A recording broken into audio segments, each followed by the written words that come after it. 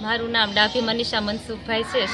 Shri Mulraj Dharamsinh NC પ્રાથમિક વિદ્યાલયમાં હું સર્વિસ કરું છું। દર વર્ષે ઉનાળાના સમયે અમે છે 1000 માટીના કુંડાનું વિતરણ કરવામાં આવે છે અને પ્રોફેસર જાની સાહેબ દ્વારા આ વિતરણ કરાવવામાં આવે છે અને અમારી શાળામાં જે ભણતા વિદ્યાર્થીઓને અને આજુબાજુના વિસ્તારના લોકોને અમે માટીના કુંડાનું વિતરણ કરીએ છીએ અને જેથી એ લોકો પણ છે ખૂબ ગૌરવની લાગણી અનુભવે છે કે જેથી દરરોજ પાણીના કુંડા વ્યવસ્થિત ભરે અને નિયમિત સાફ કરે અને આજુબાજુના પક્ષીઓ છે એમાં પાણી પીવે। આપણે માણસો છીએ તો આપણે તો પંખા નીચે અથવા તો એસીમાં છે બેસીએ છીએ, પણ જે આ મૂંગા પશુ પક્ષીઓ છે એ તો ક્યાં જાય, તો એના માટે છે અમે માટીના કુંડાનું વિતરણ કરીએ છીએ અને જેથી છે બધા પક્ષીઓ છે એનો પાણી પીવી અને એમાં છે નાહે એનો આનંદ લે છે અને જે અમે છે જોઈએ છીએ।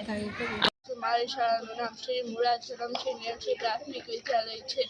અહીંથી અમને દર વર્ષે કુંડા આપવામાં આવે છે, એમાં ચકલાઓ નાય છે, પાણી પીવે છે।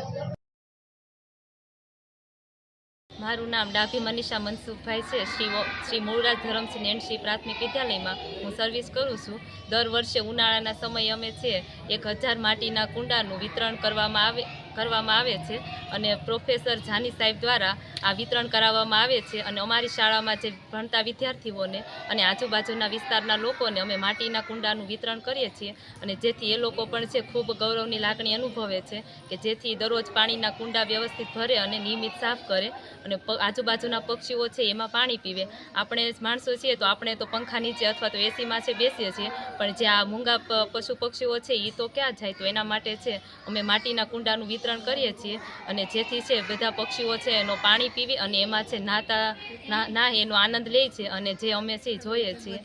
આવા ઉમદા કાર્યો છે, ધાર્મિક કાર્યો બધાએ કરવા જોઈએ। શાળામાંથી માટીના કુંડાનું વિતરણ કરીએ છીએ ત્યારે નિયમિતપણે છે એમની નોંધ લઈએ છીએ કે જેથી છે દરેક વ્યક્તિ પાણીનું જે કુંડું છે એ વિસરે અને નિયમિત ભરે કે જેથી કરીને આપણા વિસ્તારમાં